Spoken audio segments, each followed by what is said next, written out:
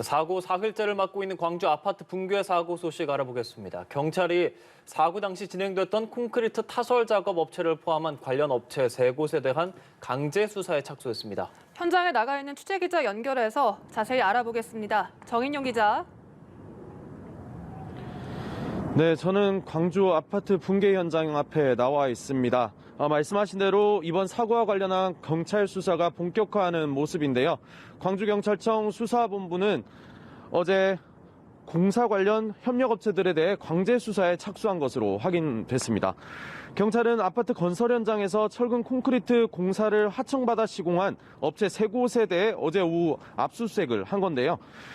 콘크리트 타설업체와 장비 자재 등을 공급한 업체들이 대상에 포함된 것으로 알려졌습니다. 경찰은 사고가 난 공사장 내부 현장 사무소 등에 대한 압수수색도 실시하려고 했지만 안전 문제로 현장 진입이 제한돼 영장을 집행하지 못했습니다. 경찰은 이미 공사장 책임자인 현대산업개발 현장소장을 업무상 과실치사상 혐의로 입건하고 관계자들에 대한 참고인 조사도 진행하는 등 수사에 속도를 내고 있는 만큼 추가 압수수색 가능성도 있습니다. 네, 그리고 안타깝게 아직 붕괴 사고로 인한 실종자들 찾지 못하고 있는데 수색 작업이 시작됐죠, 정 기자? 네, 그렇습니다. 이번 붕괴 사고로 현장 작업자 6명이 연락이 끊긴 상태인데요. 소방당국은 오늘 오전 9시 30분쯤부터 수색 재개에 들어갔습니다. 어제 4차례에 걸친 건물 실내 수색에서는 성과가 없었는데요.